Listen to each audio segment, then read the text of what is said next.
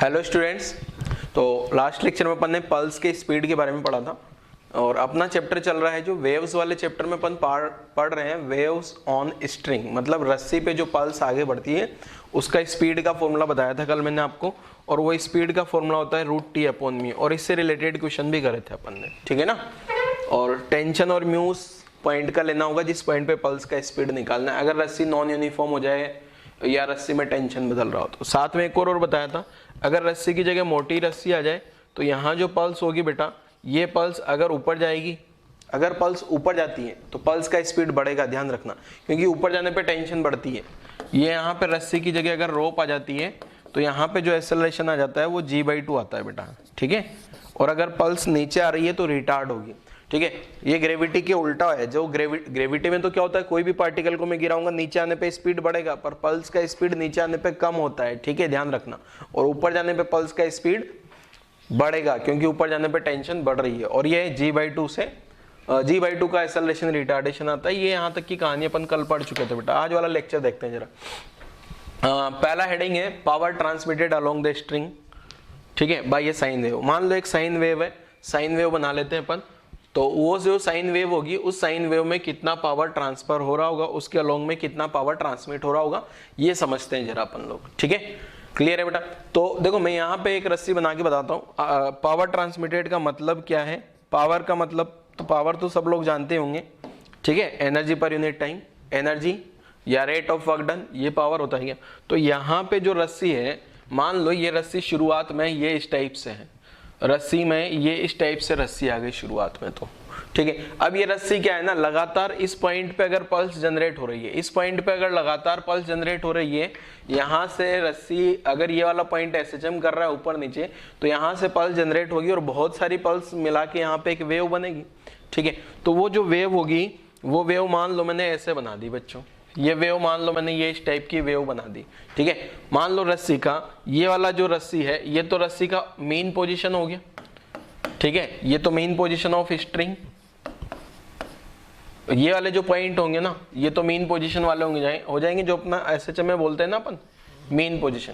तो ये वाले पॉइंट पार्टिकल के जो है मेन पोजीशन वाले हो जाएंगे और ये येलो वाले जो है वो एक्सट्रीम पोजीशन वाले हो जाएंगे, ठीक है बेटा।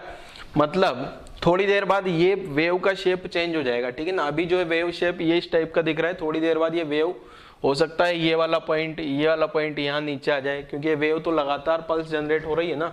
आपको डे 1 वाले लेक्चर में पता ही होगा लगातार पल्स कैसे आगे बढ़ती रहती है, ठीक है। तो अब जो है मुझे क्या पता करना है बेटा, मुझे पता करना है पावर।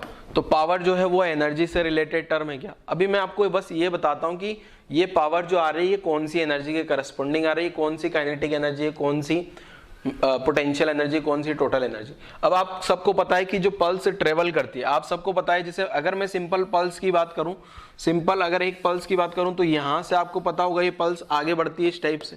अगर पल्स आगे बढ़ रही है और पल्स के पास कोई ना कोई स्पीड है, इसका मतलब पल्स की कोई ना कोई काइनेटिक एनर्जी भी होगी।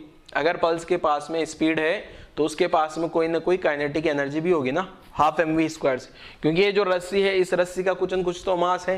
मान लो ये पल्स थोड़ी देर बाद चल के अगर यहाँ आ गई, इसका मतलब एनर्जी जो है, आप ट्रैवलिंग वेव में क्या बोलते हैं अपन, एनर्जी आगे ट्रेवल करती है। तो ये जो एनर्जी यहाँ थी, यहाँ से ट्रेवल करके ये एनर्जी यहाँ पहुंच गई है बेटा, ठीक है। कौन सी एनर्जी, काइनेटिक एनर्जी भी है और पोटेंशियल एनर्जी भी है साथ में। पोटेंशियल एनर्जी कैसे आ रही है देखो मैं बताता हूँ।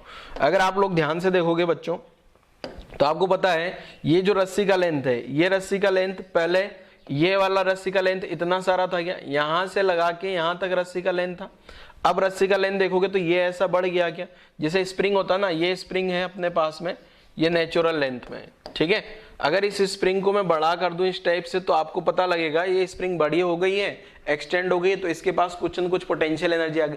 तो उसी टाइप से आप देखोगे बेटा, ये जो रस्सी है ना, ये रस्सी का लेंथ ये था, अब रस्सी का लेंथ बढ़ के ये हो गया क्या, इतना सारा वेव के फॉर्म में, ठीक है। तो इसके पास कुछ न कुछ पोटेंशियल एनर्जी भी आ गई। काइनेटिक एनर्जी तो क्यों आ रही है, ये 12 mv² से, पोटेंशियल एनर्जी भी आ गई।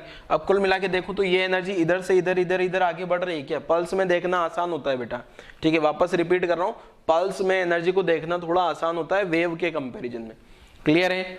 तो यहाँ पे अगर मैं देखूं बेटा, पल्स से पहले समझाता हूं आपको, पल्स का एक डायग्राम बना के समझते हैं अपन, तो आपको थोड़ा सा आसानी रहेगी समझने में। जैसे मान लो शुरुआत में कोई एक पल्स है जो है ये इस टाइप से, थोड़ी देर बाद में अगर ये पल्स इधर आगे बढ़ रही है, पल्स बोल दूं, अगर खूब सारी पल्स होगी, एक पल्स से समझना थोड़ा आसान रहता है, मैं हर बार बोलता हूं, क्योंकि बहुत सारी पल्स होगी तो फिर वो वेव में पता नहीं चलता वेव आगे बढ़ रही है, क्या हो रहा है क्या नहीं हो रहा है। ठीक है, मान लो थोड़ी देर बाद ये जो वेव ये इस टाइप की हो गई है और ये वाली पल्स भी आगे बढ़ रही है। अब आपको पता है काइनेटिक एनर्जी, काइनेटिक एनर्जी तो क्या होती है बेटा, हाफ mv²। अब आपको पता है यहाँ पे जो ये है, ये m तो क्या हो जाएगा, ये रस्सी के पास आपको पता है कुछ न कुछ मास भी है, मास ऑफ स्ट्रिंग। ठीक है, और ये जो v है, ये v क्या आ जाएगा, ये जो v है ये v क्या आ जाएगा, वेव स्पीड। तो वेव भी कुछ न कुछ स्पीड से आगे तो बढ़ ही रही है ना, तो काइनेटिक एनर्जी तो आ गई, काइनेटिक एनर्जी तो आपको समझ आ जाता हूँ। अब अगर मैं पोटेंशियल एनर्जी की बात करता हूँ, पोटेंशियल एनर्जी की बात करें बेटा तो क्या हुआ, देखो पहले ये जो रस्सी का लेंथ है ना, ये रस्सी का लेंथ,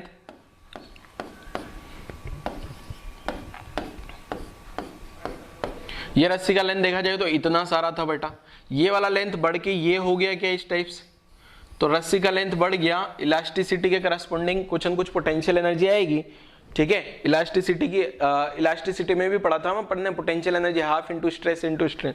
तो यहाँ पे अगर देखा जाए बेटा तो यहाँ पे जो पोटेंशियल एनर्जी भी आएगी कुछ न कुछ, जो अपन ने हाफ के x² वाली फॉर्म पढ़ी थी ना, ठीक है, वो अभी यहाँ पे आपको पता है ये क्यों आ रहा है, क्योंकि आप सबको पता है रस्सी का लेंथ क्या हो रहा है, length of string, length of string जो है वो इंक्रीज हो रही है।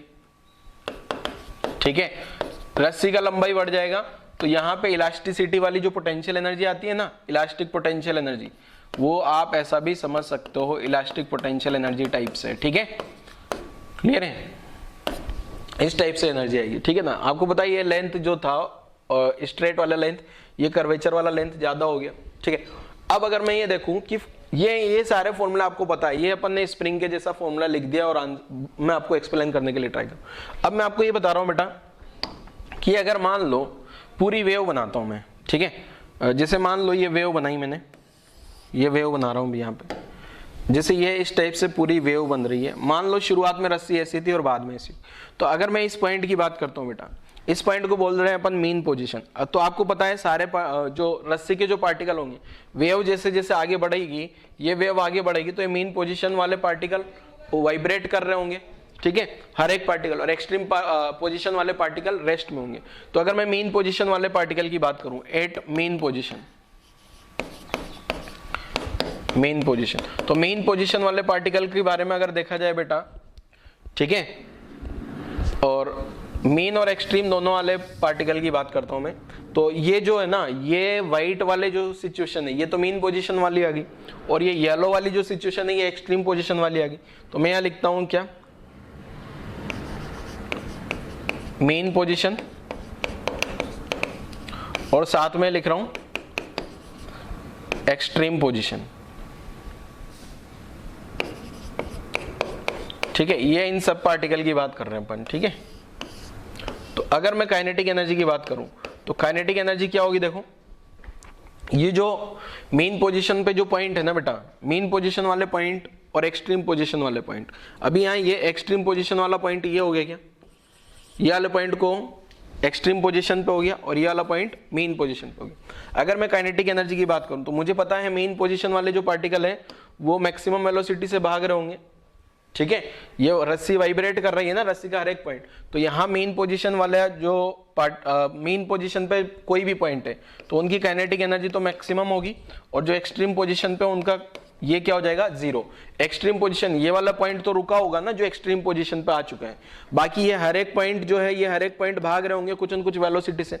पार्टिकल का वेलोसिटी क्या होता है, वो del y upon del t से अपन देते हैं। ठीक है, अब अगर मैं बात करता हूँ बेटा पोटेंशियल एनर्जी की, किसकी बात कर रहा हूं, पोटेंशियल एनर्जी। तो पोटेंशियल एनर्जी क्या होगी, देखो जो SHM है ना उससे थोड़ा अलग है बच्चा कहानी यहाँ की। तो SHM में तो क्या होता है, देखो SHM में तो अपन क्या लिख देते हैं, एक्सट्रीम पे पोटेंशियल एनर्जी मैक्सिमम होगी, बट यहाँ पे ऐसा नहीं है। देखो क्यों है नहीं है, ध्यान से देखना आप बेटा, ध्यान से देखोगे तो समझ आएगा वरना नहीं आएगा। ठीक है ना, क्लियर है, तो आपको ध्यान देना जरूरी है। तो देखो बेटा, अगर मैं यहाँ पे रस्सी का लेंथ देखूं, यहाँ पे रस्सी का लेंथ अगर देखा जाए तो ये वाला लेंथ तो पहले था, अब रस्सी का लेंथ बढ़ के इतना सा हुआ है क्या, मतलब कोई ज्यादा एक्सटेंशन नहीं हुआ। कौन सी पोजीशन पे जाने पे? Extreme position. बट अगर यही मैं मीन पोजीशन पे देखूं बेटा, यहां से यहां तक रस्सी का अगर लेंथ था, तो ये रस्सी का लेंथ जो है, ये रस्सी का लेंथ बढ़ के इतना सारा हो गया है क्या? ये रस्सी का लेंथ बढ़ के यहां से लगा के यहां तक, मतलब बहुत ज्यादा रस्सी खींच चुकी है क्या? तो पोटेंशियल एनर्जी, यहां पे एक चीज ध्यान रखना, यहां पे जो पोटेंशियल एनर्जी होती है ना, वो पोटेंशियल एनर्जी जो है मैक्सिमम कहां होगी बेटा?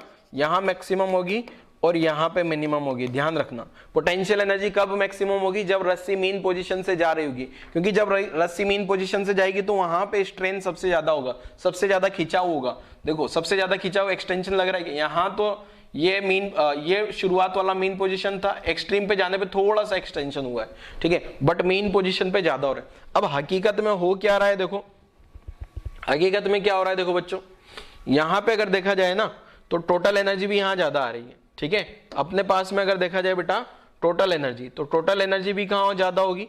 अगर टोटल एनर्जी कहां ज्यादा होने वाली है? रस्सी जब मीन पोजीशन पे होगी तो यहां पे टोटल एनर्जी यहां ज्यादा होगी और यहां कम होगी। अब आपको लगे सर ये मैकेनिकल एनर्जी कंजर्वेशन टाइप का, एसएचएम टाइप का नहीं है क्या? तो देखो हो क्या रहा है हकीकत में, यहां पे एनर्जी जो है ना वो आगे ट्रांसफर हो रही है। एनर्जी क्या हो रही है? आगे ट्रांसफर हो रही है। अभी ये वाला पॉइंट जो है, थोड़ी देर बाद ये वाला पॉइंट भी एक्सट्रीम पोजीशन पे आ जाएगा क्या? थोड़ी देर बाद ये वाला पॉइंट क्या हो गया? अगर ये वाला पॉइंट मान लो वेव मेरे पास ऐसी वेव बन गई, मतलब ये वाला पॉइंट जो पहले मीन पे था अब वो एक्सट्रीम पे चला गया क्या? मतलब उसके पास एनर्जी क्या हो गई अब? जीरो। इसका मतलब हुआ क्या है, इसने जो है एनर्जी, यहां पे जो एनर्जी थी ना वो एनर्जी ट्रेवल होके यहां पहुंच चुकी है, क्योंकि यहां पे अब एनर्जी मैक्सिमम हो गई होगी और यहां एनर्जी मिनिमम हो गई होगी। तो ट्रैवलिंग वेव में क्या होता है, एनर्जी आगे बढ़ रही है ना, तो वो इस वे में आगे बढ़ती है, ठीक है।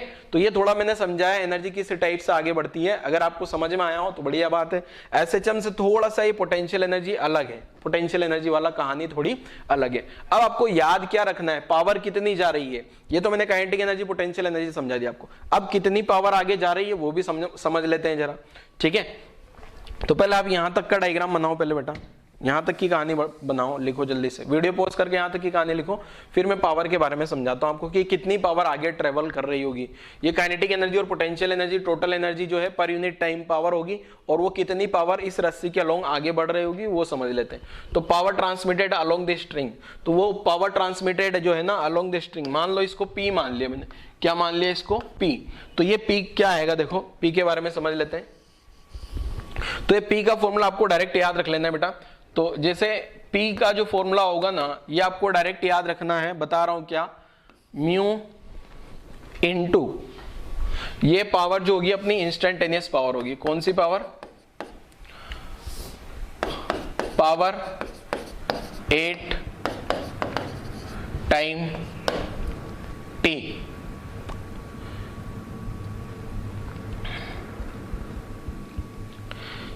या फिर अपन एक काम करते हैं, मैं यहां पे डायरेक्ट एवरेज पावर का फॉर्मूला लिख देता हूं बेटा, ठीक है, और फॉर्मूला ही आपको याद रखना है डायरेक्ट, ठीक है। तो क्या है, देखो एवरेज पावर का फॉर्मूला, ये जो एवरेज पावर आती है, ठीक है, एवरेज पावर का फॉर्मूला याद रख लेना है। एवरेज पावर ट्रांसमिटेड, कितनी पावर ट्रांसमिट हो रही है आगे की डायरेक्शन में, जो एवरेज पावर है, ठीक है, एवरेज पावर जो ट्रांसमिट होगी वो होगी 1/2 म्यू इनटू v जो है ये वेलोसिटी ऑफ वेव है, इनटू a इनटू, या फिर इसको ऐसे लिख देता हूं, omega into a whole square. अगर देखा जाए तो ये जो ब्रैकेट के अंदर लिखा है वो पार्टिकल का मैक्सिमम वेलोसिटी भी है क्या? अगर क्वेश्चन में कभी कभी मैक्सिमम वेलोसिटी ऑफ पार्टिकल दे दिया जाए तो डायरेक्ट रख लेना है, यहाँ पे आंसर आ जाएगा, ठीक है। तो ये वाला फॉर्मूला आपको डायरेक्ट याद रख लेना है बेटा, ठीक है। ये वाला एवरेज पावर, इतनी एवरेज पावर जो है रस्सी के अलोंग आगे ट्रांसफर हो रही होगी, ठीक है, क्लियर है। रस्सी के अलोंग जो पावर आगे ट्रांसफर होगी वो इतनी होगी। ये वाला फॉर्मूला आपको याद रख लेना है। ये फॉर्मूला अगर आपको याद रहेगा तो आप एवरेज पावर ट्रांसफर निकाल सकते हो कि कितनी पावर आगे बढ़ रही है, क्लियर है। 1/2 म्यू, अगेन यहां म्यू क्या है, म्यू आपको पता है, जो म्यू होता है ये मास पर यूनिट लेंथ है स्ट्रिंग का, मास पर यूनिट लेंथ फॉर रस्सी। अगर आपको ये पुरानी कहानी ये ऊपर में जो समझाई है ये फॉर्मूले का, उससे तो कोई मतलब नहीं है इतना ज्यादा खास, आपको डेरिवेशन नहीं समझा रहा हूं, डेरिवेशन से मतलब नहीं है, आप तो केवल फॉर्मूला याद रखो। और ये जो v है इसको बोला जाता है वेव स्पीड, ठीक है, वेव का स्पीड क्या है, या स्पीड ऑफ पल्स, ठीक है, v को √T/μ लिखा जा सकता है। ओमेगा एंगुलर फ्रीक्वेंसी और a एम्पलीट्यूड है, क्लियर है। तो एवरेज पावर का फॉर्मूला सबको याद हो गया होगा, ये 1/2 mu linear mass density into velocity of wave into omega into A whole square. Omega into A को मैक्सिमम वेलोसिटी ऑफ पार्टिकल भी दिया जा सकता है क्वेश्चन में, इसलिए मैंने ब्रैकेट लगा के लिख दिया पूरा। ब्रैकेट में होल स्क्वायर है, ओमेगा स्क्वायर ए स्क्वायर हो जाएगा सिंप्लीफाई करोगे, ठीक है बेटा। ये आ गया अपने पास एवरेज पावर, ठीक है। तो एवरेज पावर का ये फॉर्मूला लिख लो जरा आप लोग, एवरेज पावर का ये फॉर्मूला लिख लीजिए बेटा जल्दी से। इतनी एवरेज पावर जो है इस रस्सी के अलोंग आगे ट्रांसफर हो रही होगी, क्लियर है। कहानी लिखो जल्दी से, चलो आगे समझते हैं। नेक्स्ट अब एक टर्म आती है इंटेंसिटी। इंटेंसिटी आपको पता ही होगा, इंटेंसिटी क्या होता है, पावर पर यूनिट एरिया, ठीक है, पावर पर यूनिट एरिया। तो अब आगे समझेंगे अपन कि कितना इंटेंसिटी जा रहा है, तो अपन इंटेंसिटी को पावर पर यूनिट एरिया लिखते हैं क्या। तो अब एवरेज इंटेंसिटी अगर पूछा जाए तो एवरेज पावर इतनी आगे बढ़ रही है क्या, एवरेज पावर इतनी आगे बढ़ रही है क्या, तो इसके करस्पॉन्डिंग इंटेंसिटी का मतलब क्या करूंगा, इसको एरिया से डिवाइड कर दूंगा। अब कौन सा एरिया, रस्सी का क्रॉस सेक्शनल एरिया से डिवाइड होगा। जैसे ये इस टाइप से रस्सी होती है ना बेटा, ये जो रस्सी होती है, ये रस्सी ये इस टाइप से होगी, थोड़ा बड़ा करके बना रहा हूं ताकि आपको पता लगे, ये वाले एरिया से डिवाइड कर देना है, तो आपकी आ जाएगी क्या, इंटेंसिटी। ये रस्सी भी पल्स आगे बढ़ेगी ना बेटा, पल्स आगे बढ़ेगी तो आपको कौन सा वाला एरिया से डिवाइड कर देना है, ये वाला जो रस्सी का क्रॉस सेक्शन एरिया आएगा उससे डिवाइड कर देना है, तो इंटेंसिटी आ जाएगा, ठीक है। तो यहां पे देखो जरा,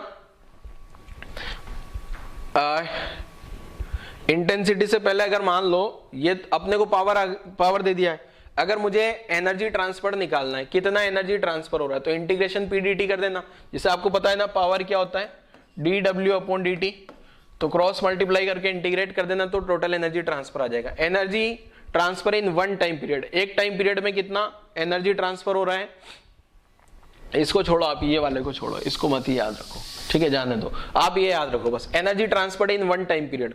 अगर एक टाइम पीरियड में आपसे बोल दिया जाए, एक टाइम पीरियड में, एक टाइम पीरियड का मतलब जो यहां से ऑसिलेशन हो रहा था ना, पूरा ऊपर गया, वापस मीन पोजीशन नीचे गया और वापस आ गया, एक टाइम पीरियड कंप्लीट हो गया, तो उसमें इतना एनर्जी का ट्रांसफर हो गया, एवरेज पावर। और ये जो एनर्जी का ट्रांसफर हुआ है ना बेटा, इसको आप ऐसे भी बोल सकते हो कि एक वेवलेंथ में, पूरी की पूरी एक वेवलेंथ में टोटल कितना एनर्जी स्टोर हो रखा है। मतलब अगर ये रस्सी जो है ना, ये रस्सी यहां से यहां तक है, ये मेन पोजीशन पे है, ठीक है, ये तो मेन पोजीशन आ गई। अब जैसे ही एक्सट्रीम पोजीशन पे जाएगी, रस्सी का लेंथ बढ़ गया तो पोटेंशियल एनर्जी आ जाएगा, साथ में यहाँ पे पार्टिकल्स के पास वेलोसिटी भी आ जाएगा ना, मीडियम के पार्टिकल, इनके पास कुछ वेलोसिटी आ जाएगा हर एक पार्टिकल के पास, तो सबकी total kinetic energy, total potential energy जोड़ देना, तो वो भी P average power into T होगी। जहां ये एवरेज पावर क्या है, एवरेज पावर पिछला ये समझाया है कि ये average power 1/2 mu into v into omega square a square, ठीक है। तो आपको पावर, कभी कभी क्वेश्चन में केवल पावर लिख दिया जाएगा, तो भी आप एवरेज पावर समझ के ही कैलकुलेशन कर दो बेटा, ठीक है। कभी कभी क्वेश्चन में क्या होगा, सिंपल केवल पावर लिख दिया जाएगा, तो भी आपको क्या करना है, एवरेज पावर समझ के ही कैलकुलेशन कर देनी है, ठीक है। चलो अब इंटेंसिटी जो मैं समझा रहा था, देखो इंटेंसिटी क्या है, एनर्जी ट्रांसफर्ड पर सेकेंड पर यूनिट एरिया। अब ये एनर्जी ट्रांसफर्ड पर सेकेंड, ये एनर्जी ट्रांसफर्ड पर सेकेंड तो पावर ही है क्या, ये वाला अगर एनर्जी ट्रांसफर्ड पर सेकेंड बोलूं तो ये पावर ही है क्या बेटा, ठीक है।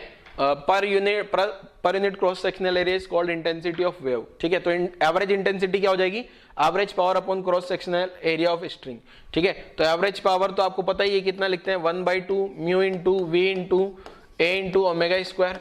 अब ये क्रॉस सेक्शनल एरिया क्या लिख दूंगा बेटा, ये जो रस्सी का क्रॉस सेक्शन एरिया है ना, इसको लिख देते हैं पाई इंटू आर स्क्वायर। अब पाई आर स्क्वायर कैसे आया देखो, ये भी समझा देता हूं। ये जो रस्सी होती है ना बेटा, रस्सी में बना के बताता हूं नीचे,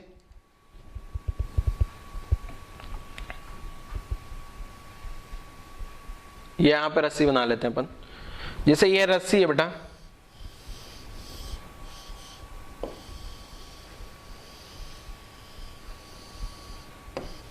ये रस्सी का ये वाला जो एरिया है ना बेटा, ये क्रॉस सेक्शन एरिया की बात हो रही है, और ये आर क्या हो जाएगा, इस रस्सी का आर क्या हो जाएगा, ये रस्सी का यहां से लगा के यहां तक की डिस्टेंस देखूंगा तो ये हो जाएगा अपने पास 2r, ठीक है। जैसे ये पल्स जा रही है, ठीक है। तो ऊपर तो मैंने एवरेज पावर लिख दिया, नीचे पाई आर स्क्वायर लिख दिया, ठीक है बेटा, क्लियर है। अगला अच्छा एक टर्म और समझा देता हूं यहाँ पे। कभी कभी क्या है ना, रस्सी का ये म्यू तो क्या है, लीनियर मास डेंसिटी, क्या रस्सी का जो है म्यू तो क्या है बेटा, लीनियर मास डेंसिटी।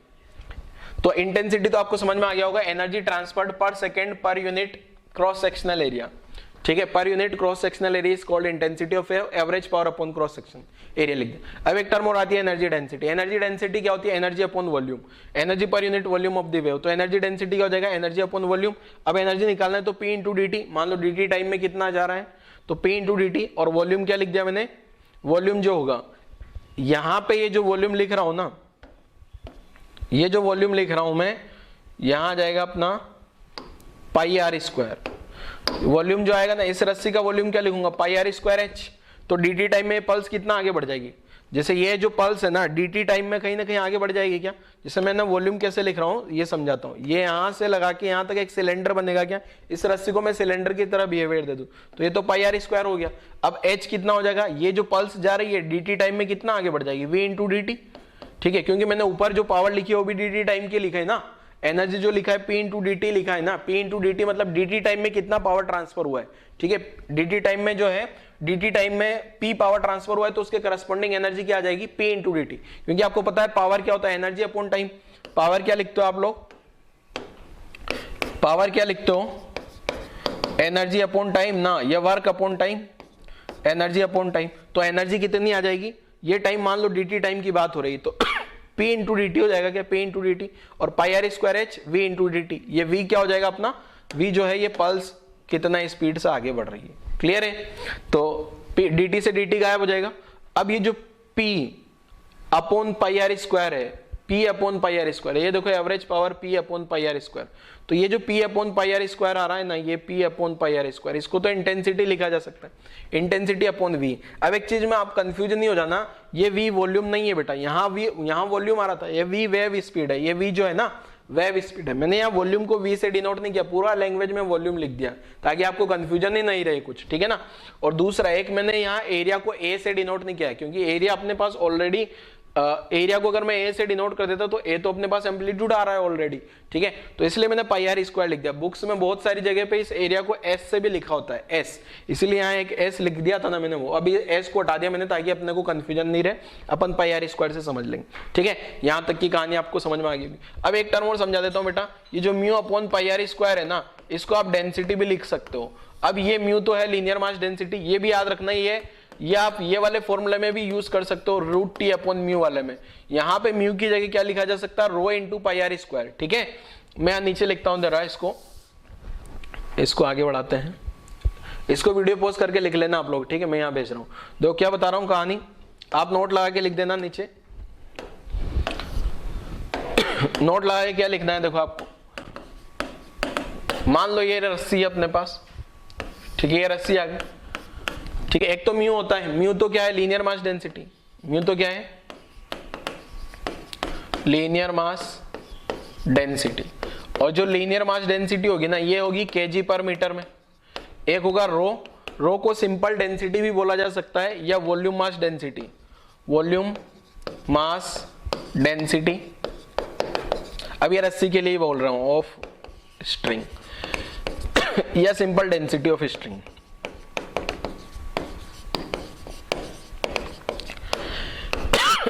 इसको डिनोट करते हैं रो से, ये हो जाएगी केजी पर मीटर क्यूब। ठीक है, तो अगर मैं बात करूं बेटा, यहां से यहां तक की लेंथ, यहां से यहां तक की लेंथ मान लो L हो गई, और ये रेडियस 2R हो गई, तो रो तो क्या लिख दूंगा मैं? जो यहां से लिखा जाएगा ना, हाँ।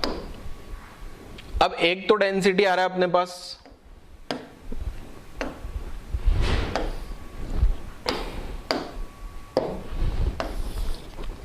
एक तो डेंसिटी आ रहा है अपने पास mu, linear mass density. Linear mass density क्या हो जाएगा? मास, रस्सी का मास अपॉन लेंथ L।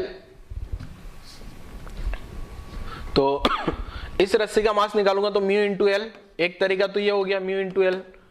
ठीक है, मास अगर मुझे लिखना है ना, तो मास क्या आ जाएगा? मास ऑफ स्ट्रिंग लिख रहा हूं मैं। ठीक है, मास ऑफ स्ट्रिंग तो म्यू इंटू एल हो जाएगा क्या? बरोबर rho into pi are square into L भी हो जाएगा क्या? तो एल से एल गायब हो गया, एल से एल कटते से यहां से क्या बचेगा? ठीक है, यहां से क्या बच जाएगा? म्यू बरोबर rho into pi are square, mu equal to rho into pi are square. ठीक है, तो ये वाला भी यूज कर सकते हैं आप फॉर्मूले में। कभी कभी क्वेश्चन में डेंसिटी दे दिया जाएगा, ये वाले फॉर्मूले में भी यूज होगा ये, ठीक है ना, ये वाले फॉर्मूले में भी दिया जा सकता है, v इक्वल टू √2/μ पढ़ा था ना अपन ने लास्ट लेक्चर में। तो वहां पे भी कभी कभी क्या है ना, रस्सी का डेंसिटी दे दिया जाता है, डेंसिटी बोले तो kg/m³ वाले में, तो फिर आप रस्सी के एरिया से मल्टीप्लाई कर देना πr² से, तो आपका आंसर बैठ जाएगा, ठीक है। तो ये कहानी लिख लो पूरा, इंटेंसिटी वाला, एनर्जी डेंसिटी वाला, ये पूरा लिखने के बाद ये नोट लगा के लिख लेना।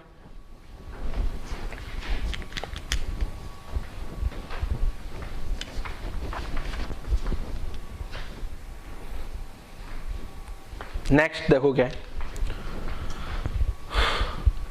हाँ क्वेश्चन वाले पार्ट पे आ जाते हैं अपन। अब आपको बेसिकली याद क्या रखना है मैं तो बोलता हूँ ये एक सिंगल फॉर्मूला याद रखो आप। ये फॉर्मूला अगर आप याद रख लोगे ना तो इंटेंसिटी का तो बना ही लोगे। इंटेंसिटी क्या हो जाएगी, पावर अपॉन एरिया, और एरिया में जो πr² में r रस्सी का लेंथ हो जाएगा, ठीक है ना। तो ये एक फॉर्मूला तो एटलीस्ट आप याद रखो, एवरेज पावर का, बहुत इंपॉर्टेंट फॉर्मूला ये अगर यहाँ के पॉइंट ऑफ व्यू से देखा जाए तो। और ये तो आपको याद हो ही जाएगा, एवरेज पावर को t से मल्टीप्लाई कर देना, इस पावर, ये जो एवरेज पावर है ना t से मल्टीप्लाई कर देना, तो एक टाइम पीरियड में कितना एनर्जी ट्रांसफर हो रहा है या एक वेवलेंथ में कितना एनर्जी, ये भी हो जाएगा, ठीक है। अब ये इंटेंसिटी वाला, ये पावर अपॉन एरिया कर दिया अपन ने, energy density energy upon volume कर दिया, एनर्जी अपॉन वॉल्यूम कर दिया। बाकी कैलकुलेशन ये एनर्जी डेंसिटी को आप क्वेश्चन की तरह ट्रीटमेंट करना है, रटना नहीं है, याद नहीं रखना डायरेक्ट, ठीक है। याद रखना होता तो मैं बॉक्स बना देता, यहाँ कुछ भी याद नहीं रखना है इस स्लाइड में आपको, ठीक है। ये यहाँ पे स्टार बनाया है, ये याद कर लेना डायरेक्ट, म्यू जो होगा ρ × πr² लिख सकता हूं मैं, ठीक है। अब अपन आ जाते हैं न्यूमेरिकल पे बेटा। यहाँ पे न्यूमेरिकल अगर आप देखोगे ना तो यहाँ दो वेव बना रखी मैंने, ठीक है। एक तो है अपना येलो कलर की वेव बनी है, उसको वेव नंबर 1 नाम दे दिया मैंने, ठीक है। और दूसरा वेव बना है अपना व्हाइट कलर से, तो ये व्हाइट कलर वाला वेव आ गया। अगर आप व्हाइट कलर वाली वेव का एम्पलीट्यूड देखोगे तो वो आ रहा है 2, व्हाइट कलर वाली वेव का एम्पलीट्यूड 2, और येलो कलर वाली वेव का एम्पलीट्यूड है 5, ठीक है। टाइम पीरियड के बारे में कुछ नहीं बताया, आप खुद से पता लगा सकते हो।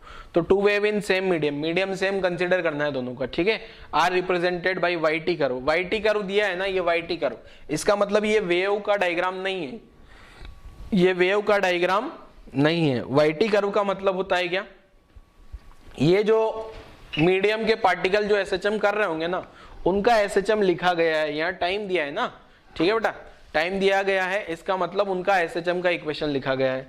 एम्पलीट्यूड पता ही लग गया आपको। अगर यहाँ वाई एक्स कर्व होता ना, वहां वाई लिखा होता, यहाँ एक्स लिखा होता, तो फिर अपन बोल देते वाई एक्स होता, तो फिर कहानी बदल जाती, ठीक है ना। वाई एक्स में वो वेव का डायग्राम हो जाता, फिर अपना पास जो वेव होती उसका डायग्राम हो जाता, क्लियर है। तो find the ratio of their average intensities, average intensity का रेशियो क्या होगा ये कैलकुलेट करना है। तो कर लो वीडियो पॉज और सोल्व कर डालो जल्दी से। I1 अपॉन I2 निकाल दो आप, कितना आएगा, ठीक है। सेम मीडियम है, सेम रस्सी है, चलो सोल्व कर दें क्या। आप लोग आंसर मैच करना, अगर अभी तक नहीं सोल्व किया तो वीडियो पॉज करके सोल्व करो, अगर आपकी इच्छा है सोल्व करने की तो I1 अपॉन I2 पूछा गया है क्वेश्चन में। तो यहाँ देखो, पहला जो पहली वाली रस्सी की पावर लिख दूं मैं, तो 1/2 mu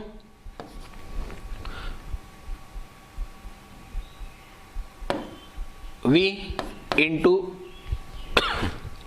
ω1 A1 whole square upon πr²। अब एक चीज ध्यान रखना, अगर यहां पे सेम मीडियम है, इस सेम मीडियम का मतलब क्या है, सेम मीडियम है ना, इसका मतलब सेम स्ट्रिंग होगी, सेम स्ट्रिंग है, एक ही स्ट्रिंग है, इसका मतलब क्या क्या सेम हो गया, म्यू तो सेम हो जाएगा एंड टेंशन भी सेम हो जाएगी, तो पल्स का स्पीड √t अपॉन म्यू भी सेम आएगा क्या, ठीक है। ये ध्यान रखना है, सेम मीडियम होने से इतनी सारी कहानी सेम हो जाएगी। इसलिए मैंने, अगर आप ध्यान से देखोगे तो यहाँ ω1 लिखा है और यहाँ A1 लिखा है, रेडियस भी सेम हो जाएगा, ठीक है बेटा। नीचे क्या लिख दूंगा, 1/2 mu v ω2 A2 whole square upon πr²। गायब गायब गायब गायब, तो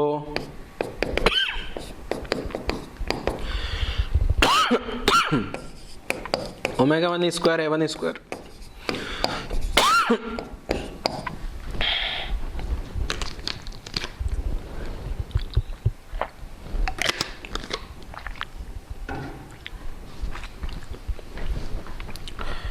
ओमेगा को लिखा जा सकता है 2π/T1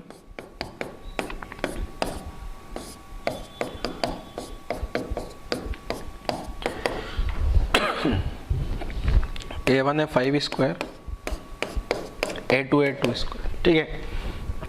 तो यहाँ आ जाएगा T2 upon T1 whole square, और यहाँ रहा 25/4, तो ये आ गया, ठीक है ना, 5 स्क्वायर इंटू। अब T1 अपॉन टाइम पीरियड का रेशियो देखते हैं। ये जो T2 है ना, अगर आपको ध्यान से देख रहे होंगे तो इसका T2 का तो यहाँ पूरा कंप्लीट टाइम हो गया, और T1 का एक ही टाइम पीरियड हुआ, तो कुल मिला के जो T1 है, T1 upon 2 equal to T2।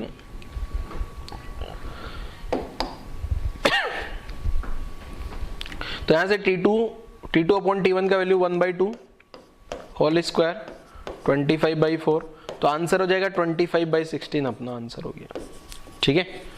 Match कर लो जरा आप लोगों का अपना अपना आंसर, ठीक है। टाइम पीरियड का कैलकुलेशन कैसे किया वो समझ में आ जाना चाहिए आपको, आसान है। नोट कर लो जरा वीडियो पॉज करके, और अपना आंसर भी मैच करा लेना, यही आ रहा है क्या, ठीक है। अगला क्वेश्चन।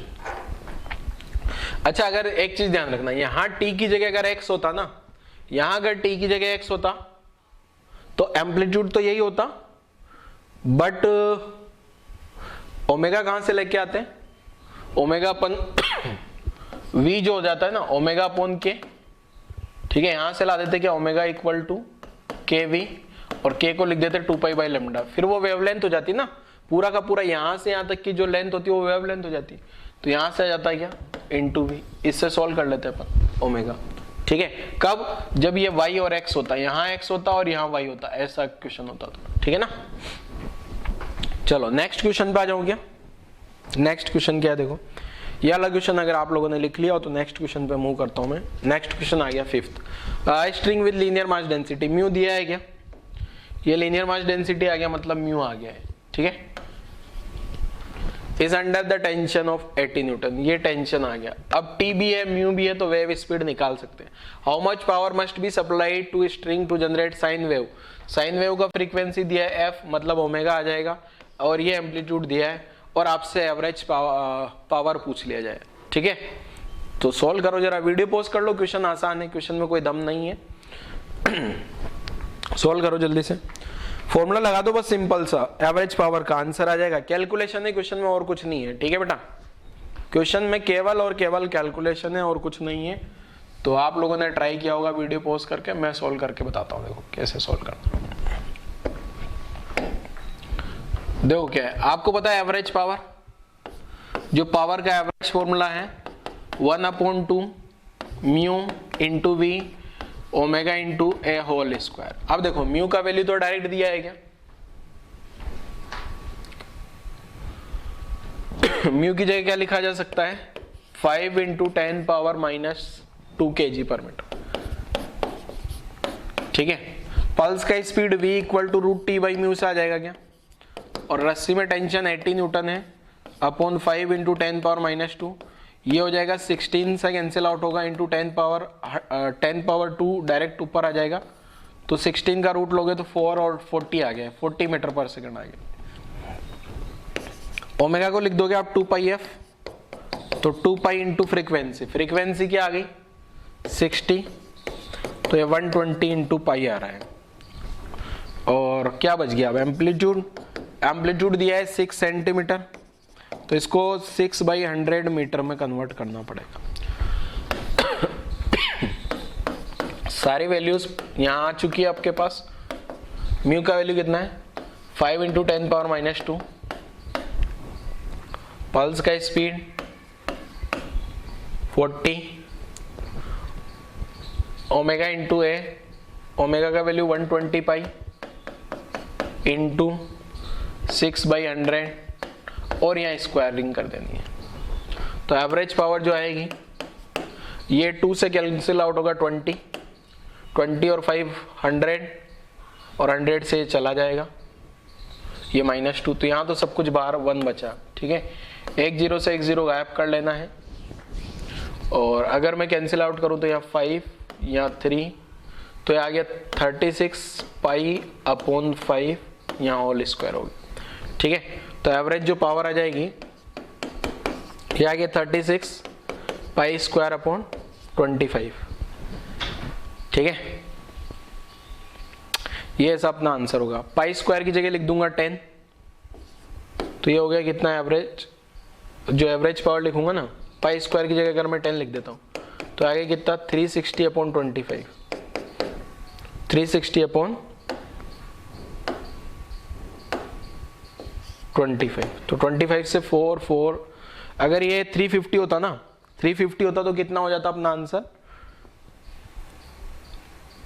14 के आजू बाजू।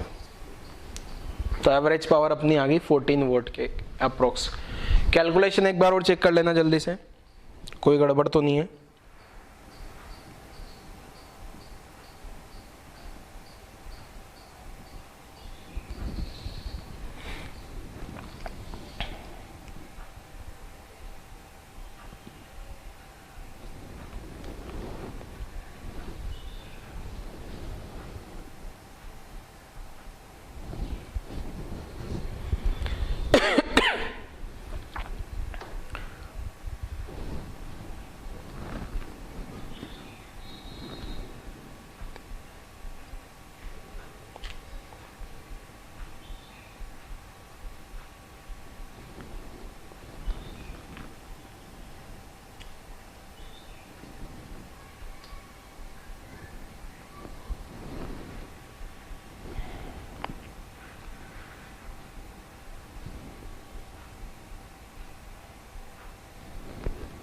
एक बार और कैलकुलेशन, मुझे लग रहा है कुछ गड़बड़ हो गया, तो एक बार और कैलकुलेशन करता हूँ जरा, है ना। लीनियर मास डेंसिटी सही लिखा है, पल्स का स्पीड √T/μ 80/μ कर दूँ तो 40 आ रहा है, उसमें भी कोई कैलकुलेशन। ओमेगा 2πf 2π × 60, ठीक है। एम्पलीट्यूड 6 सेंटीमीटर है, एम्पलीट्यूड अगर अपना 6 सेंटीमीटर है तो 6/100 कर लेना है मीटर में कन्वर्ट करने के लिए, ठीक है। अब यहाँ वाली कैलकुलेशन जो है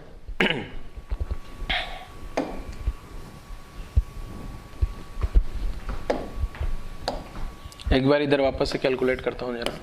तो ये जो एवरेज पावर है अपना 1/2 म्यू की जगह लिख दिया 5 × 10⁻⁻2 इंटू पल्स का स्पीड 40 इंटू ओमेगा इंटू है, तो ये आ रहा है 120π इंटू 6/100 होल स्क्वायर आ गया यहाँ से, ठीक है। तो ये जो एवरेज पावर है यहाँ से अगर कैंसिल आउट करता हूँ, ये 5 से यहाँ 20 आएगा, 20 × 5 100 होगा, 100 इंटू ये गायब हो गया तो यहाँ 1 बचेगा। डायरेक्ट 10 से कैंसिल आउट कर दें तो यहाँ 10 बचा, यहाँ 12 बचा, यहाँ आ गया अपने पास 5, यहाँ आ गया अपने पास 6, 36π/5 होल स्क्वायर, तो ये आ गया 36 × 36 × π²/25। यहाँ गड़बड़ समझ में आ गया ना, ये 36 का स्क्वायर मैंने 36 लिख दिया यहाँ पर, ठीक है। तो 14 × 36 अब सोल्व कर लेना है ना, 36 × 36 इंटू इसको 10 लिख दे /25, तो ये कैंसिल आउट हो रहा है अभी भी, 5 से 2, 5 से 5, इसको आजू बाजू 7 मान लिया, तो ये इसको 36 × 14, तो ठीक है। तो ये आंसर आता है 512 वोल्ट के बराबर, ठीक है। नोट कर लो जल्दी से। तो कैलकुलेशन का ध्यान रखना है बच्चों, ठीक है। आज से जल्दीबाजी में कैलकुलेशन गड़बड़ हो जाती है ना, अगर आपसे भी, अगर ऑप्शन मैच नहीं कर रहा हो तो आप जो, जैसे मैंने क्या किया अभी, उसमें मैंने 2 बार देखा कैलकुलेशन, बट फिर भी मेरे को लग रहा था कुछ समझ ही नहीं आ रहा था, तो फिर मैंने वापस से सोल्व किया तो समझ में आया कि 36 का मल्टीप्लाई नहीं किया अपन ने यहाँ पे एक बार, ठीक है ना। और मुझे पता था इस क्वेश्चन का आंसर 512 है, इसलिए वापस से मैंने कैलकुलेशन देखा, ठीक है बच्चों। तो कहानी नोट कर लो जल्दी से, यहाँ तक की कहानी नोट करो जल्दी से। आसान क्वेश्चन है वैसे, सिंपल कैलकुलेशन करनी है बस, ठीक है। चलो आगे बढ़ते हैं। अब यहां तक की कैलकुलेशन, यहां तक पढ़ने के बाद बेटा अपना जो है ना वेव ऑन स्ट्रिंग का अपन ने क्या क्या पढ़ लिया, पल्स का स्पीड समझ लिया अपन ने, पल्स की स्पीड के बाद में अपन ने एक टर्म और पढ़ ली पावर, एवरेज पावर क्या होगी, जो आज वाले लेक्चर में। अब एक जो अपन पढ़ने वाले हैं नेक्स्ट, प्रिंसिपल ऑफ सुपरपोजिशन। तो उसके लिए क्या होता है देखो, प्रिंसिपल ऑफ सुपरपोजिशन समझाता हूं। जैसे मान लो एक वेव यहां से जा रही है इधर, और दूसरी वेव जो है वो यहां से इधर आ रही है, ठीक है। ध्यान से देखना बेटा, ठीक है। देखो थोड़ा डायग्राम ऐसा बनाते हैं जो आपको थोड़ा सही से आप विजुअलाइज कर पाओगे। ठीक है, अपन पढ़ रहे हैं सुपरपोजिशन के बारे में, ठीक है ना।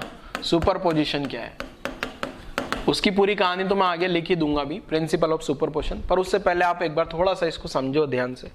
अब देखो मैं वेव को साइन वेव नहीं ले रहा हूँ, साइन वेव की जगह ट्राइंगुलर और इस टाइप के ले रहा हूँ, तो ताकि आपको समझना थोड़ा आसान रहेगा। ठीक है, जैसे मान लो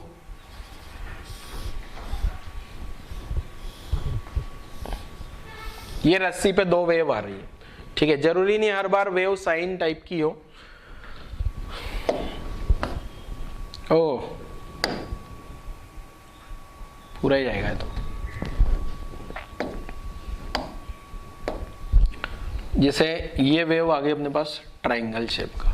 ठीक है, अब ये वेव इधर जा रही है, मान लो ट्राइंगल वाली वेव, और मैं वेव का आपको एम्पलीट्यूड भी बता देता हूं। यहां से यहां तक की डिस्टेंस सपोज अपन ने मान ली 2 है, और यहां से यहां तक की जो डिस्टेंस है वो सपोज मैंने मान ली ये 4 है।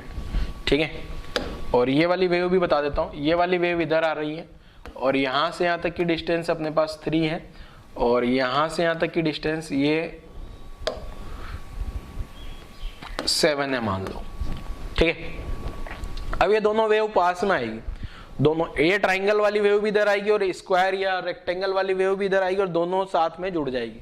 अब देखो जुड़ने के बाद ये किस टाइप से दिखने वाली है, ध्यान से देखना, इसके अलग अलग सिनेरियो हो सकते हैं। ठीक है बच्चों, अब देखो शुरुआत में मान लो मैं मान लेता हूं कि ये जो बीच वाली आधी वेव उस पे चढ़ गई है, और आधी वेव यहीं पे एज इट इज मेंटेन है। ठीक है, तो ध्यान से डायग्राम बनाना आप लोग। देखो मान लेते हैं ये क्या है, ये वाली बड़ी वाली वेव ये यहां ऐसे पहुंच गई है, और ये जो ट्राइंगल वाली वेव भी मैं पूरी की पूरी बनाता हूं आपको। ठीक है, सपोज जैसे ट्राइंगल वाली वेव इस टाइप से बन रही है अपने पास। ठीक है, ट्राइंगल वाली वेव इस टाइप से बन रही है, अगर दोनों वेव को मैं बनाऊं साइमल्टेनियसली, बट हकीकत में रस्सी तो एक ही है, तो रस्सी यहाँ पे तो रस्सी एक ही है ना, पूरी एक ही रस्सी बता रखी है मैंने, ये जो बता रखा है ना बेटा ये रस्सी है अपने पास। अब ये रस्सी यहाँ पे दो रस्सियां बन गई ना यहाँ पे, तो इस टाइप से तो हो नहीं सकता, तो होने क्या वाला है, यहाँ पे जहां जहां भी दो रस्सी दिख रही है ना आपको, वहां पे क्या होगा, जहां जहां भी दो रस्सी दिख रही है वहां उन दोनों का एडिशन कर देना बस। जैसे यहां से लगा के यहां तक आप ध्यान से देखोगे तो 2 रस्सी दिख रही है, एक तो येलो कलर वाली रस्सी है, और एक जो दूसरी रस्सी है ये दूसरी रस्सी अपना व्हाइट वाली दिख रही। तो अब अपन क्या करते हैं बेटा, जैसे अब मैं अगर इतनी वेव का एडिशन करूंगा तो इसमें तो 0 ऐड हो रहा है क्या, ओनली क्या ऐड हो रहा है, ये 0 ऐड हो रहा है ना, इसका मतलब एज इट इज वही वैल्यू रहने वाली है। और अगर मैं इसका भी वैल्यू देखूं, ये यहाँ पे भी ये वाली वैल्यू भी 0 है क्या, तो इन दोनों का एडिशन भी वही आने वाला है। बस ये यहाँ पे जो है ना, यहाँ पे थोड़ा गड़बड़ होगा, यहाँ पे एडिशन होगा मेन, ये यहाँ से यहाँ तक जो है ना, यहाँ से यहाँ के बीच में एक रस्सी का एम्पलीट्यूड व्हाइट वाली का तो ये आ रहा है, और येलो वाली का ये आ रहा है, तो इन दोनों का एडिशन होगा। तो ध्यान से देखना वेव पल्स कैसे बना रहा हूं मैं। ठीक है, इन दोनों को ऐड करूंगा, और ये डायग्राम जो आएगा ये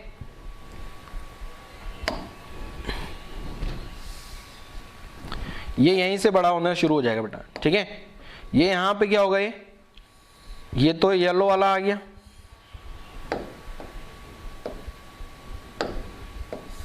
ये तो येलो वाला पार्ट आ गया। अब यहां जो बीच में आएगा ना, यहां से ये वाला जो पार्ट है, यहां से वापस ये व्हाइट, ये वाला जो पार्ट होगा ना, ये इस टाइप से आ गया व्हाइट वाला पार्ट। ठीक है, अब ये जो व्हाइट वाला पार्ट है ना, इतना वाला पार्ट, ये व्हाइट वाले पार्ट पे ये येलो वाला पार्ट ऐड होके ऐसे चला जाएगा क्या, और ये इस टाइप की वेव बन जाएगी अपने पास। ठीक है, मतलब कुल मिला के देखा जाए तो ये आधा ट्राइंगल तो यहां बचा है इधर। ठीक है, और यहां पे जो बन रहा है ना, यहां पे ये जो वेव बनी है, ये वाली वेव ट्राइंगल येलो कलर और व्हाइट कलर का एडिशन होके बनी है ये वाली वेव। ठीक है, क्लियर है। तो अगर मैं देखूं ना, ये यहां से ये 2 था ना, तो ये भी अपना 2 होने वाला है, ये तो 2 होने वाला है। ठीक है, बट ये जो पूरा एडिशन जाएगा ना यहां से यहां तक का, ये वाला जो एडिशन जाएगा इस पॉइंट पे अगर देखा जाए, अगर इस पॉइंट पे यहां से देखूंगा ना मैं, तो यहां से कितना हो जाएगा बेटा, ये 3 तो ये था और 2 ये हो गया, मतलब ये टोटल ये 5 हो जाएगा, मतलब ठीक है ना, समझ रहे हो बेटा?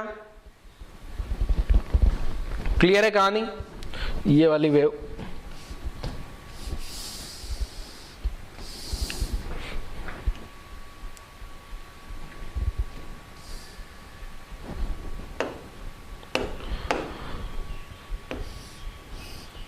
ये इस टाइप से, ठीक है, मतलब यहां से यहां तो कितना है अपना, ये 3 है, ठीक है, ये स्क्वायर वाली वेव, और ये जो एक्स्ट्रा ये 2 ऊपर गया ना, 3 से 2 5, वो ये वाली वेव के कारण आ गया, ये वाली ट्राइंगल वाली वेव। ट्राइंगल लिया इसलिए थोड़ा सा आपको ट्राइंगल और ये रेक्टेंगल थोड़ा सा समझने में आसान हो, ठीक है। फिर भी मैं आपको एक बार इसकी गूगल पे एक GIF बताता हूँ, GIF फाइल, और वहां से विजुअलाइज करते हैं तो थोड़ा सा और अच्छा सा विजुअलाइजेशन आपको होगा, ठीक है। तो देखो मैंने ये ऑलरेडी GIF फाइल खोल रखी है यहाँ पे, आप लोग भी देख सकते हो जरा, ये सुपरपोजिशन ऑफ वेव GIF, ठीक है ना। तो आप ध्यान से देखना आप लोग, मैं GIF फाइल खोल के बताता हूँ कुछ आपको। जैसे ये वाली देखो, थोड़ा दिखने में प्रॉब्लम होगी, ठीक है, पर ध्यान से देखना जरा एक बार। ये बड़ी नहीं होगी क्या भाई? चलो हाँ हो गई बड़ी।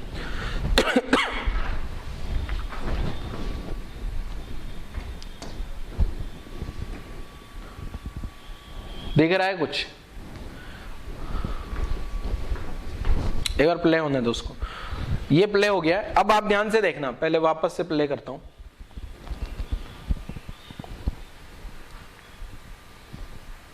देखो ये जो वेव है ना, ये दोनों वेव ऐड हो रही है, ठीक है, और ये वापस एज इट इज निकल गई दोनों एक दूसरे। ये ऐसी, ये वाली वेव इधर से आई है,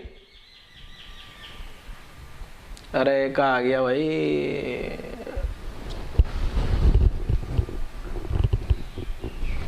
यहीं पे देखो आप लोग, ठीक है ना।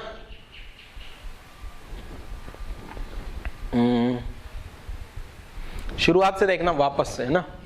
देखो इधर से एक वेव आ रही है, इधर से एक वेव आ रही है, और दोनों ये वेव ऐड हो रही है, ठीक है ना। आप लोग खुद से भी देख सकते हो अपने साथ में। और दूसरा डायग्राम लेता हूं, जैसे ये वाला डायग्राम देखो आप, ठीक है। आप शुरुआत से ऑब्जर्व करना, एक वेव इधर से आ रही थी, एक वेव इधर से आ रही है, दोनों ऐड होके इस टाइप से ऐड हो रही है। ये वाला और देखो, ये वेव अपोजिट डायरेक्शन में भी हो सकती है, जरूरी नहीं है सेम फेज में। अपोजिट फेज में थी तो यहाँ पे देखो, वापस से देखो, ये वेव इधर आई और दोनों मर्ज होके, ठीक है ना। मतलब दोनों का एडिशन कर देना है कुल मिला के, और कुछ नहीं है। और भी बहुत सारे अलग अलग GIF हो सकते हैं, बट आप लोग अब खुद से, ठीक है, इसको जलाने देते हैं। अब अपना लेक्चर पे आ जाते हैं वापस से। हाँ, तो ये मैंने ऐड करके बताया सुपरपोजिशन वाला, ठीक है। ये डायग्राम बनाने की वैसे कोई खास जरूरत आपको है नहीं। कुल मिलाकर आपको क्या करना है, एडिशन कर देना, पॉइंट टू पॉइंट एडिशन कर देना है दोनों पल्स का, और कुछ नहीं करना, ठीक है। तो इसी को अपन सुपरपोजिशन बोलते हैं। अभी इसको लिख भी देता हूं मैं पूरा लैंग्वेज में। ये डायग्राम अगर आप किसी को बनाना हो तो बना लो, ऑप्शनल है, नहीं भी बनाओगे तो चलेगा। तो principle of superposition of waves क्या मतलब है, देखो इसका। मान लो दो वेव है, व्हेन टू और more wave simultaneously pass,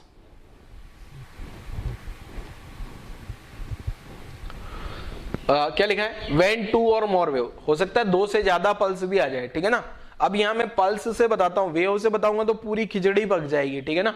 when two और more wave simultaneously pass through a point, कोई भी पॉइंट से पास कर रही है, जैसे मान लो इधर से ये येलो आ रहा है और इधर से ये व्हाइट आ रहा है। The disturbance at this point, यही वाले पॉइंट की जहां जिस पॉइंट से पास कर रहा है, is given by the sum of the disturbance of each wave would produce in the absence of other wave. मतलब क्या बताना चाह रहा हूं, देखो ध्यान से देखना। जैसे ये मान लो ये वाली पल्स तो ये आ गई, ठीक है, और ये जो रेड वाली पल्स, व्हाइट वाली जो पल्स होगी ना, ये इससे थोड़ी बड़ी है। बट हकीकत में क्या होगा, ना तो रेड, न तो ये येलो वाला दिखने वाला है, ना ये दिखने वाला है। हकीकत में जो दिखने वाला है ना पल्स, वो जो पल्स दिखेगा ना यहां पे, ये इस टाइप से दिखेगा। मतलब दोनों का एडिशन हो जाएगा, बड़ी हो जाएगी पल्स वो। क्लियर है? तो ये इस टाइप को, इसको बोल देते हैं अपन सुपरपोजिशन। सुपरपोजिशन का मतलब क्या है, अगर मान लो एक का इक्वेशन इसका y2 है और इसका y1 है, तो जो मुझे नेट डिस्टर्बेंस निकालना है ना, वो लिख देना है y equal to y1 plus y2। अगर 2 से ज्यादा वेव है तो y1 plus y2 plus y3 plus जितनी भी वेव है उन सबको एडिशन कर देना। ये 2 वेव का मैंने एडिशन करके आपको यहाँ पे बताया है बच्चों, ठीक है। कहानी क्लियर है? चलो अब ये सुपरपोजिशन की कहानी। अब लेक्चर के इसके बाद में जो भी कहानी चलने वाली ये सब सुपरपोजिशन पे टिकी हुई है। सुपरपोजिशन मतलब थोड़ा थोड़ा कैलकुलेशन बढ़ने वाला है, ध्यान रखना बच्चों, ठीक है, क्लियर है। तो चलो आगे बढ़ते हैं, जहां भी कैलकुलेशन आएगा जो भी मैं आपको समझा दूंगा, ठीक है ना। वाई तो अब अपना पास क्वेश्चन आ गया सुपरपोजिशन के बारे में, ये लिख लेना आप लोग वीडियो पोस्ट करके, ये वाला डायग्राम भी बना लेना। पिछले डायग्राम बनाने में थोड़ा कॉम्प्लेक्स है, ये वाला आसानी से बन जाएगा आपका, ठीक है। अब जरूरी नहीं है अगर दोनों का ये वाली वेव भी ऊपर वाले ऊपर होके आ रही है, मतलब दोनों टॉप में, अगर दोनों एक्स होता, अगर मान लो इसका एम्पलीट्यूड 2 है, इसका एम्पलीट्यूड 2 है, इसका 3 है तो इसका 5 होगा, ठीक है। इसका 2 है, इसका 3 है तो इसका कितना हो जाएगा 5। अगर मान लो इसी में ही ऐसा होता, जैसे मान लो एक वेव इधर आ रही होती और एक वेव उल्टी आ रही है, इधर से ये आ रही है और ये आ रही है, मान लो ये 5 एम्पलीट्यूड की है और ये 2 एम्पलीट्यूड, तो जो रिजल्टेंट वेव बनेगी ना, इन दोनों जब पास में आ जाएगी तो ये ऐसी वेव हो जाएगी और इसका एम्पलीट्यूड 3 हो जाएगा, ठीक है ना। फिर थोड़ी देर बाद जो होगी ना वापस, जैसे यहाँ वाला डायग्राम बनाता हूँ, यहाँ पे क्या हुआ है देखो, ये तो आपको कहानी समझ में आ गई होगी, ये सेम फेज में आ रही है और अपोजिट। यहाँ पे आप एक डायग्राम और बना लेना, यहाँ पे क्या हुआ है बेटा, ये दोनों का मिक्सचर आया है, ठीक है ना, ठीक है। अब थोड़ी देर बाद क्या होगा, ये जो है ना, ये ग्रीन येलो वाली पल्स तो इधर भाग जाएगी और ये व्हाइट वाली जो पल्स है, व्हाइट वाली पल्स इधर चली जाएगी, ठीक है।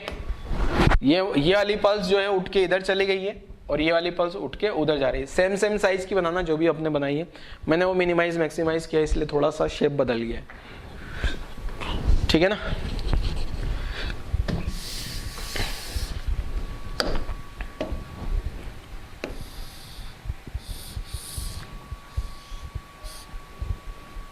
ये इधर जा रही होगी y1 वाली और ये y2 वाली जो है, y2 वाली इधर जा रही है, ठीक है। ये सारे डायग्राम बना लेने आपको, ठीक है, 4 के 4 डायग्राम, प्रिंसिपल ऑफ सुपरपोजिशन, ठीक है। और मैथमेटिक्स समझे तो मैथमेटिक्स तो क्या है, y1 और y2 को ऐड कर देना है बस, सिंपल, ठीक है ना। जैसा भी मैंने समझा है, भी इसका एम्पलीट्यूड 2 है, इसका एम्पलीट्यूड 3 है तो इसका 5 हो जाएगा, ठीक है, कुछ नहीं। सेम में तो अपोजिट में तो माइनस कर देना। दिक्कत वो ट्राइंगल और रेक्टेंगल वाले में होती है, ठीक है ना, ये वाली में तो आपको पता लग ही जाएगा सर।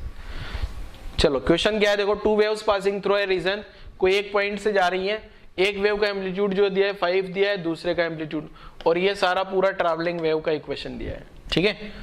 तो सेंटीमीटर इनवर्स में है, ये सेकंड इनवर्स है, सेंटीमीटर -1, सेंटीमीटर -1, सेकंड -1, सेकंड -1, क्योंकि ये ओमेगा है ना, ओमेगा का यूनिट आ गया, ये के है ना, के का यूनिट आ गया, ठीक है, सेंटीमीटर में के का।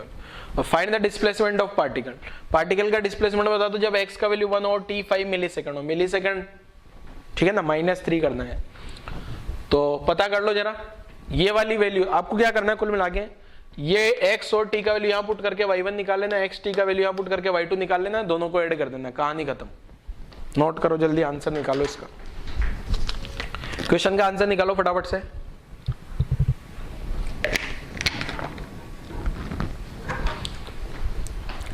मैं सॉल्व कर देता हूं, देखो क्या है।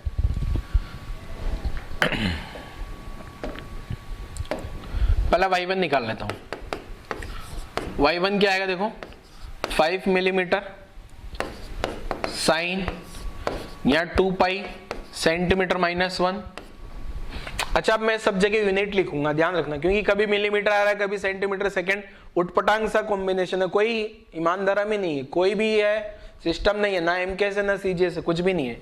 तो x को भी अपन लिख देंगे 1 सेंटीमीटर -50 पाई s -1 इंटू टाइम लिख देंगे 5 मिली सेकेंड को -3 करूंगा तो ये सेकंड हो गया, ठीक है ना।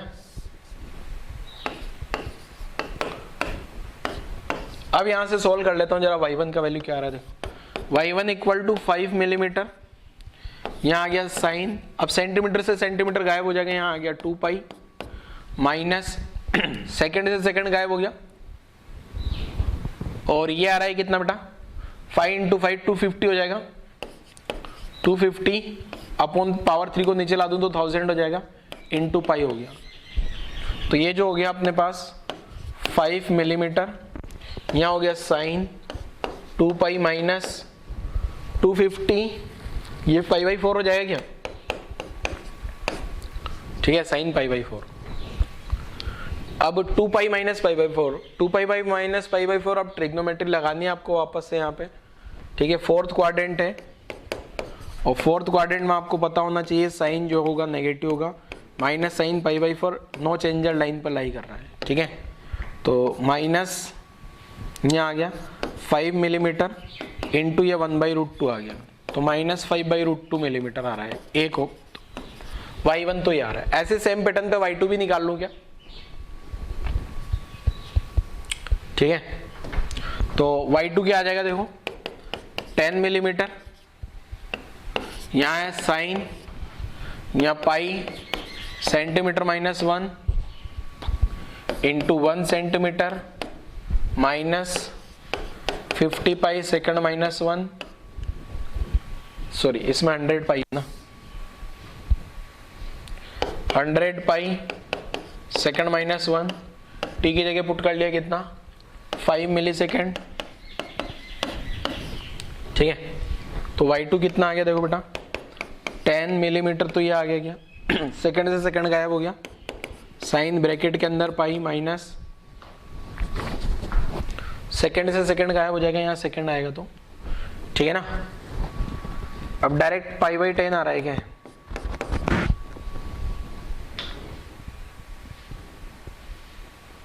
नहीं pi by 2, pi minus pi by 2, तो हो गया 10 मिलीमीटर और ये हो जाएगा sine pi minus pi by 2, pi by 2 मतलब 90, मतलब 10 मिलीमीटर ये आंसर आ गया। अब इन दोनों को ऐड करके आंसर निकाल लो जरा, 5/√2 का वैल्यू पुट कर लो और y1 प्लस y2 करूंगा तो मेरा आंसर आ जाएगा, ठीक है ना।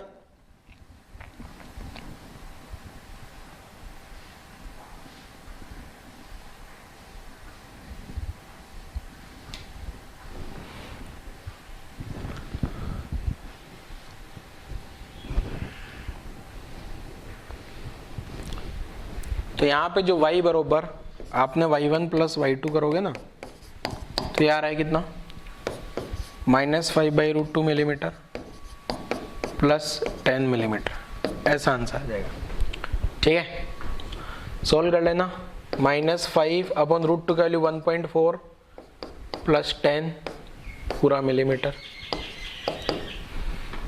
5/1.4 कर देता हूँ,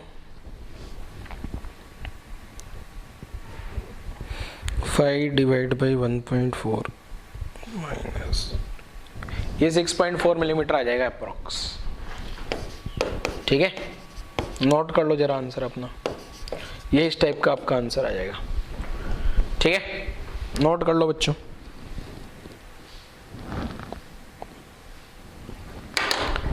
नेक्स्ट एंड लास्ट स्लाइड और बता देता हूं फिर।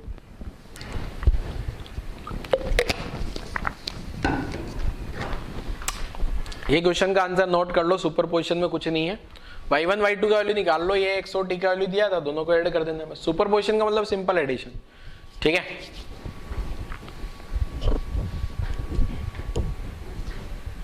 नेक्स्ट देखो, अब जो है ये वाली स्लाइड जो लास्ट वाली स्लाइड समझा रहा हूं ना, ये अपने पूरे लेक्चर के आगे की सारी थीम है। क्या है देखो, due to superposition of the following phenomena can be seen. अगर सुपरपोजिशन होगा ना तो ये फिनोमिना हो सकते हैं।